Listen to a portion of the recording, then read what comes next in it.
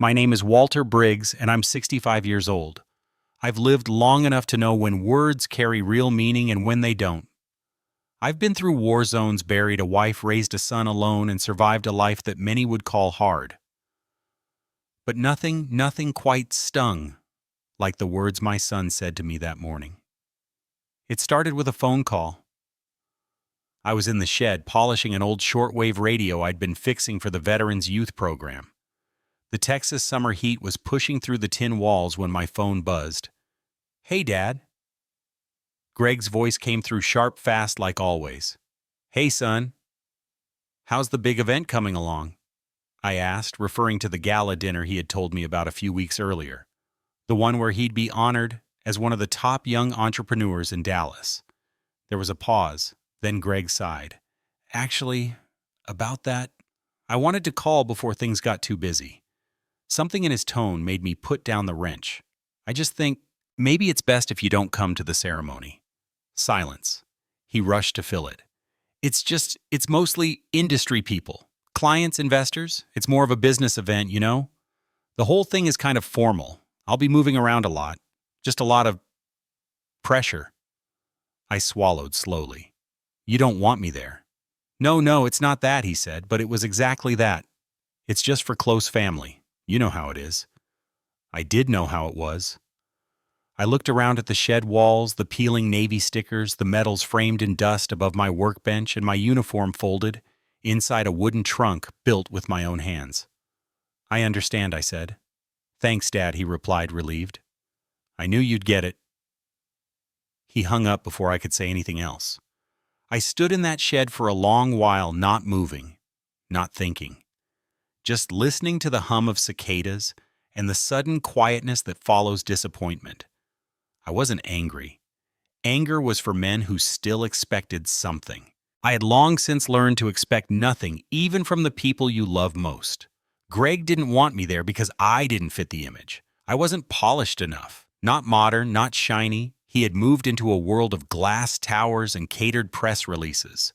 I came from deck boots and steel decks, from handshakes, not hashtags. Later that day, I opened the trunk. My old Navy uniform was still pressed, the metals dull, but proud. I held the fabric in my hands and felt something stir. Not revenge, not pride, just clarity. I didn't tell anyone what happened. I didn't post online or complain to the neighbors. I just hung the uniform up to air, ironed the creases, and got it ready, because I had my own invitation. One not sent by text, not given out of duty, but one that would honor who I was. I didn't plan to crash his event, but I planned to stand in a room that would rise to meet me. And they did. Greg wasn't always like that. When he was little, he'd run toward me whenever I came home on leave, arms wide, eyes full of wonder. He didn't care that I wore a uniform, or smelled like the ship, or had grease on my hands from fixing engines during deployment. Back then, to him, I was just Dad. And that was enough. My wife Sarah passed away when Greg was only 7, car accident on a rainy morning. I was halfway across the world, stationed off the coast of Bahrain. I got the news by radio, and I flew home that night with one uniform, one duffel bag, and a heart torn in half. I raised Greg the best I could. It wasn't always graceful. There were missed parent-teacher nights, forgotten birthdays, burnt dinners, but there was never a day I didn't try. I took extra shifts at the naval base and later worked maintenance jobs after retirement. Every paycheck went to Greg's education, his braces, his band trips, his dreams. When he got accepted to SMU for business, I nearly cried. Not because he got in, I always knew he would, but because I didn't know how I'd pay for it. I remortgaged the house, cashed out the last of Sarah's small savings, sold the vintage motorcycle I'd restored for years. I never told Greg about that. I didn't want him to feel pressure or guilt. I just wanted him to fly higher than I ever could. And he did. He got his MBA, joined a real estate firm, and within a few years he was running his own agency, flipping luxury homes, speaking at conferences, wearing tailored suits and leather shoes that cost more than my monthly pension. But something changed after that. The calls got shorter. The visits came less often. The gifts he sent on Father's Day were expensive, but they felt like obligation. A wireless speaker 1 year, a wine subscription another. Always with a typed card, never handwritten. And somewhere along the line, he stopped introducing me to his colleagues. At his wedding, I was seated at table 11 after her extended cousins. He gave a speech thanking his mentors and coaches and in-laws, but he never mentioned my name. I clapped anyway. Still, I didn't complain. It's not my way. I just kept showing up when invited and disappearing when not. Once years ago, I overheard him talking to a friend during a backyard barbecue. He thought I was out of earshot. "He's old school man," Greg said with a nervous laugh. "Like full military mode. He means well, but he doesn't really get the world now. I just don't want him scaring off clients." I remember the taste of the lemonade I was sipping. It went bitter in an instant. I didn't confront him. What would that solve? I just folded the lawn chairs after the guests left, cleaned the grill, and drove home in silence. Maybe I made mistakes. Maybe I held on too tightly to discipline to duty, but I never once held my love back. I gave Greg everything: time, labor, resources, sacrifice. What I never expected was to be quietly erased. I think that's what hurt most. Not the rejection, not the embarrassment, but the erasure. At some point, my presence became inconvenient, then outdated, then expendable. And yet I never asked for thanks, just space to exist in his world, not as a relic, but as a father. When Greg told me not to come to his event, he didn't just set a boundary. He built a wall. One he didn't think I could or would climb. But he forgot something. Men like me spent our whole lives climbing walls. Not for attention, not for applause, but because we knew what was right. So I didn't argue. I didn't push back. I simply began to prepare not for revenge, not for recognition, but for something Greg hadn't seen in years. A man with nothing left to prove, but everything still worth standing for. The next few weeks passed quietly. Greg's gala came and went. I saw a few photos online, him in a tuxedo, grinning beside Dallas executives and influencers holding a glass of champagne. One photo had him standing on stage, a spotlight beaming down as he accepted a plaque. The caption read, "Greg Briggs, shaping the future of Texas real estate." I didn't feel bitter, not exactly. More like distant, like I was watching someone else's son live someone else's life. There wasn't a single photo of him and me in that feed. I didn't expect one. Instead of sulking, I put my energy into something else. Something that had always grounded me: work. Out in the fields behind my house, a few fences had been falling apart. I rebuilt them, repainted the shed, tuned up my old Ford pickup just in case winter came early. Around town, I started helping at the local VFW hall again, leading weekend classes for young guys just getting back from deployment. They needed someone who understood, not just war stories, but how hard it is to come home and find the world moved on without you. One kid, Carlos, barely 24, had been discharged after a rough tour in Afghanistan. No job, no direction. I spent Saturday mornings teaching him to fix small engines and change his own oil. "You don't have to do this for me, sir," he told me once. I just smiled. "I'm not doing it for you. I'm doing it for the man you're about to become." Word got around. Before long, other young vets started showing up. I never advertised, never asked for a dime. I just opened the doors, handed out tools, and listened when they needed to talk. One day, a woman from the local community outreach stopped by. She watched us from the driveway as we worked on a busted lawnmower someone donated. "You're Walter Briggs, right?" she asked. "Yes, ma'am," I said, wiping grease off my hands. "I've heard about you. What you're doing here, it's making a difference." I shrugged. "I'm just keeping busy." She smiled. "You're doing more than that." I didn't think much of it at the time. I didn't need attention. I'd spent most of my life behind the scenes, supporting, serving, making sure others stood tall even when I was on my knees. But something changed that winter. A storm hit worse than anything we'd seen in years. A tree came down on a neighbor's trailer with 3 kids inside. I was out checking the property lines when I heard the screaming. I didn't hesitate. Climbed through the wreckage, pulled them out one by one before the fire department even arrived. I didn't think anyone saw me, but someone had. A man in a pickup across the road had filmed it. A week later, the video was on local news.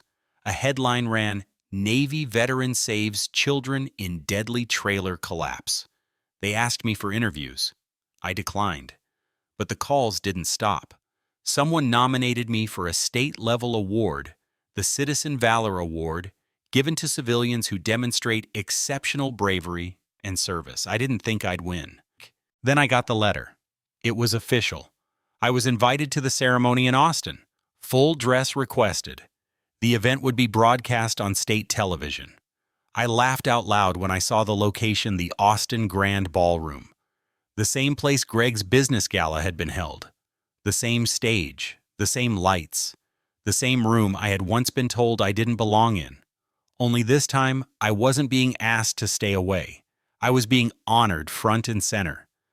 I took out my uniform that night, pressed it carefully, polished every button, every medal, ran my fingers over the name tag stitched above my heart, Briggs. Not out of pride, out of quiet certainty. I wasn't going to prove anything. I was going to stand in the place where I had been erased and let the truth speak for itself. The invitation came in a thick envelope, no email, no text, just good old-fashioned paper sealed with the state crest. Inside was a formal letter from the Texas Department of Civil Recognition. Dear Mr. Briggs, we are honored to inform you that you have been selected as the 2025 recipient of the Citizen Valor Award in recognition of your extraordinary act of bravery during the Oak Ridge trailer collapse rescue, as well as your continued service to the veteran community. It went on, but I didn't need to read further. The ceremony was scheduled for Saturday, March 15th. Black tie optional. Military dress encouraged. Dinner to follow. I stared at the date for a long moment. March 15th. It rang a bell. Not because of the award, but because it was the same weekend Greg had been planning his family legacy presentation. I remembered him mentioning it casually a few weeks prior, back before the call, where he told me not to come to the business gala. It was some kind of press event where he would unveil his latest project, an upscale retirement community named Briggs Point. A nod to our family name, he said. He'd even joked I might name a building after you, Dad. Like Briggs Hall or something. Now here we were. My son presenting his family legacy while asking the actual family to stay out of sight. He never invited me to that event, never followed up on his joke. I didn't expect him to. But what he didn't know, what no one knew, was that my award ceremony would be held in the exact same ballroom, just a few hours later. I didn't plan it that way. Life did. I thought about calling Greg, not to gloat, just to say, hey, I'll be in town. Maybe ask if he wanted to meet for coffee before his event. Maybe extend an olive branch. But then I remembered the last call. It's just for close family. And I realized he didn't see me as family anymore. Not really. So I made no phone call. I booked a modest room at a small motel outside the city, the kind with vending machines that still took quarters and coffee that tasted like cardboard. It was enough. I wasn't there for the luxury. The morning of the ceremony, I woke early, polished my shoes until they reflected the ceiling, and laid out the uniform I hadn't worn in almost a decade. Navy blue, tailored years ago, still sharp. The medals felt heavier than I remembered, or maybe I had just grown tired from carrying the years that came with them. I didn't have an escort, or a publicist, or a table of admirers. But when I arrived at the grand ballroom, a staff member greeted me at the door like I was royalty. Commander Briggs, she said. Just Walter, I replied. Right this way, sir. I was led to a private room backstage where a few other honorees were waiting. A young firefighter, a teacher who shielded her students during a tornado, and an off-duty nurse who performed CPR on a collapsed stranger in a grocery store. They all looked at me like I was something out of a different time. One of them asked, "Sir, were you in the Navy once?" I said, "Long time ago." As I adjusted my collar, I heard footsteps echoing down the hallway. Voices. I caught fragments. "We need to wrap up the legacy event in time. Mr. Briggs is meeting with investors. Briggs, I froze. Through the curtain, I could see them tearing down the stage decorations, giant banners with Greg's face on them, now being rolled up and stored away. A podium that still had Briggs Point Retirement Living etched across the front. The staff was clearing everything to make way for the next event. For mine, Greg was still somewhere in the building, possibly walking out the door, never knowing that his father, uninvited, unseen, was about to walk onto that same stage. For a completely different reason.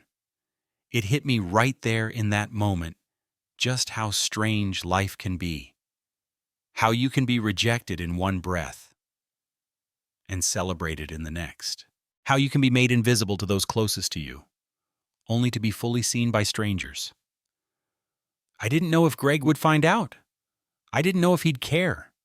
But I did know this. I wasn't stepping onto that stage for applause. I was stepping onto it because truth has weight, and some weights you carry long enough, they become armor. I took a deep breath and waited for them to call my name. They dimmed the lights. The MC, a tall woman in a tailored blazer, stepped up to the podium.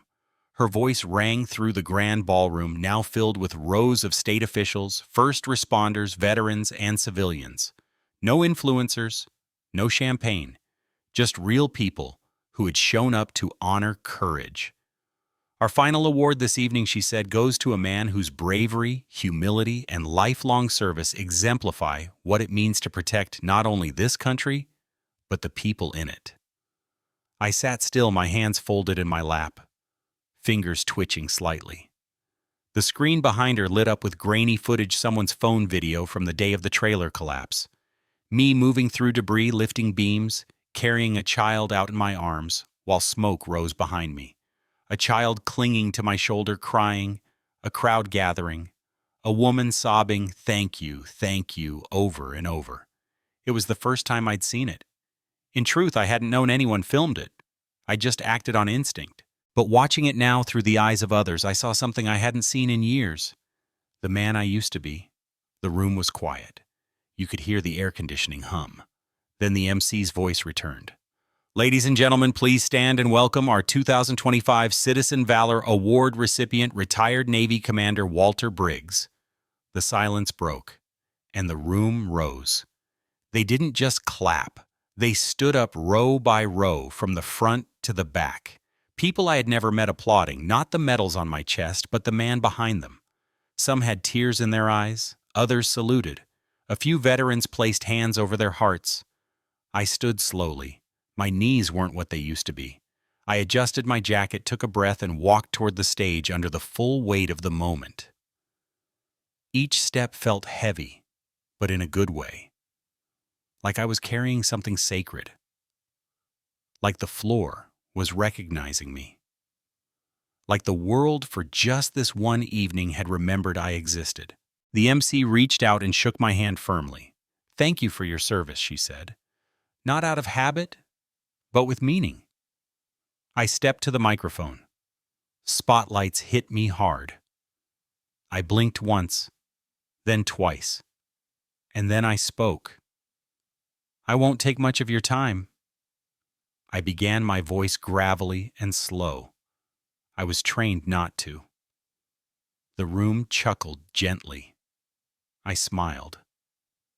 I didn't come here tonight expecting any of this. Truth be told, I never thought my life was extraordinary. I'm not a hero. I'm just a man who believes in doing what needs to be done even when no one is watching.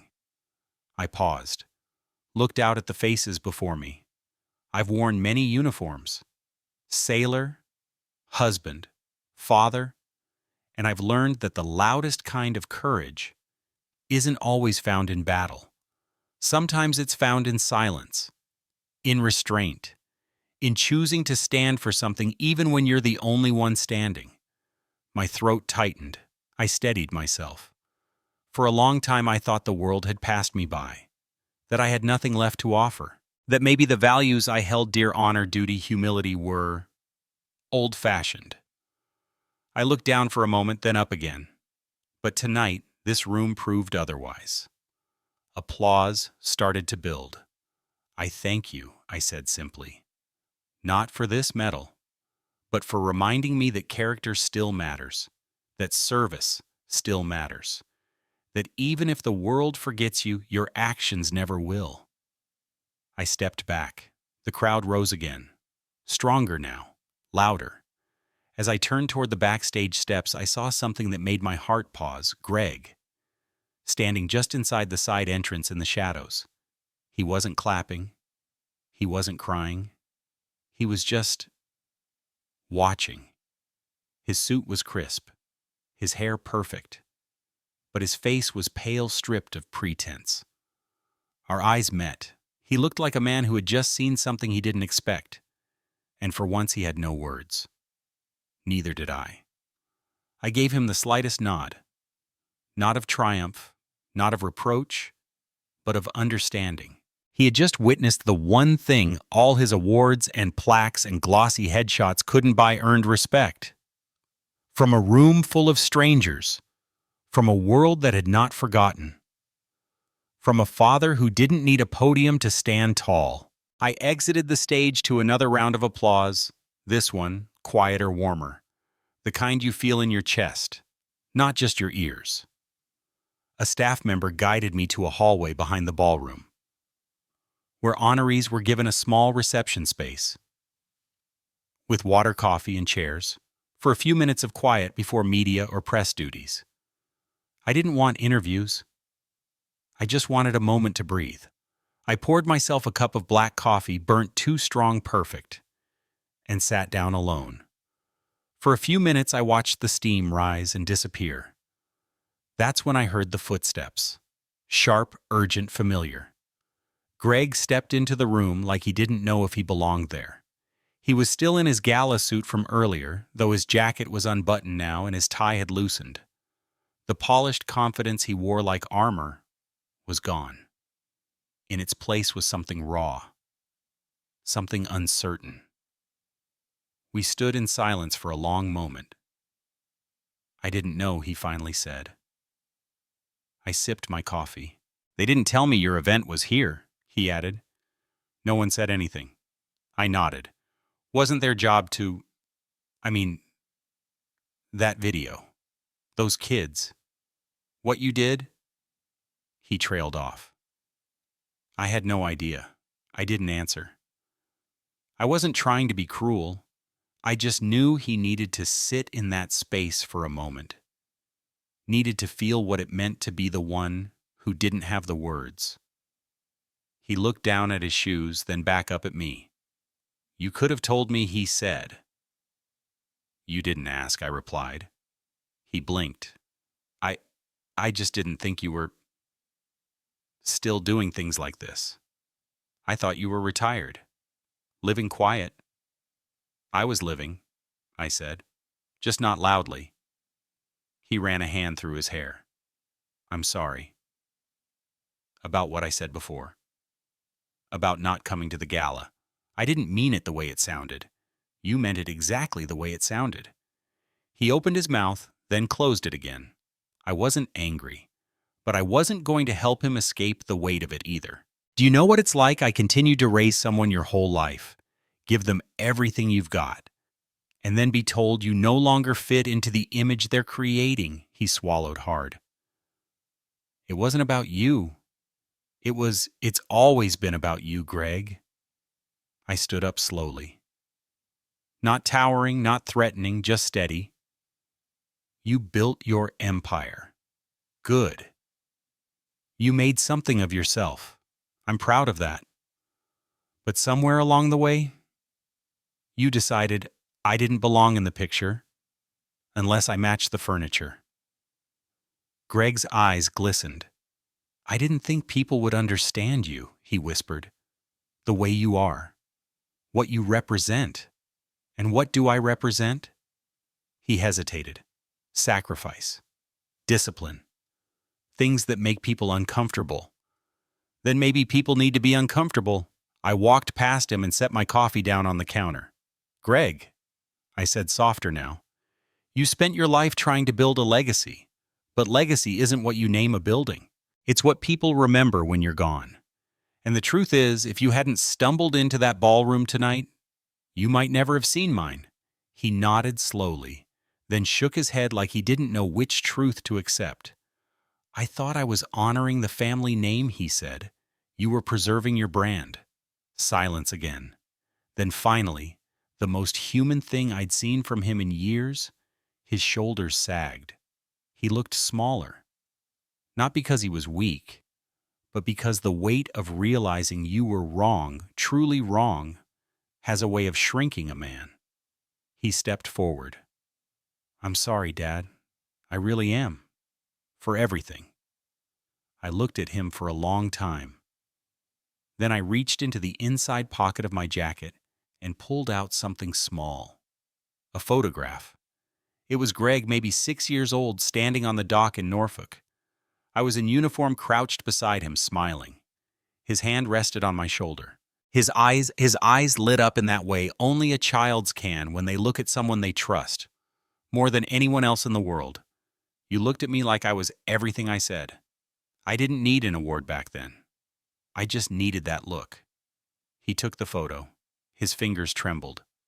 I miss that version of me, he said quietly. I nodded. Then go find him. We didn't hug. Not yet.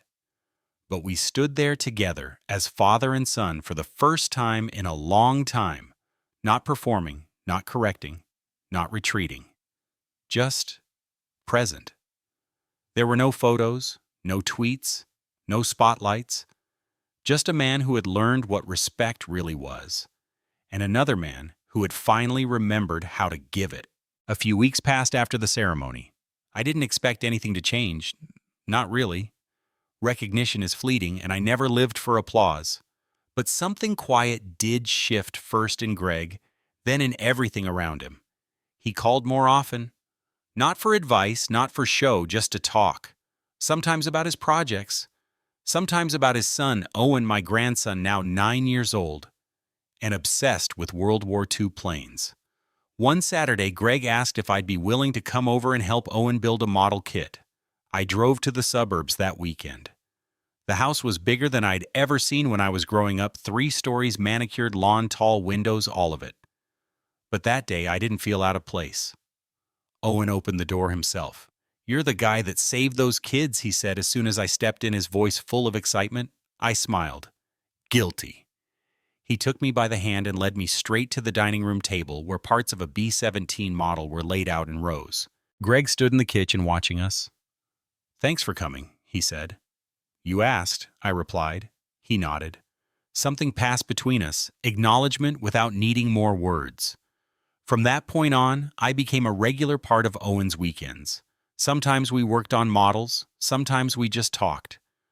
I told him stories not just about the Navy, but about growing tomatoes, fixing bikes, rebuilding fences. He asked questions. He listened. He saw me. That was all I ever wanted.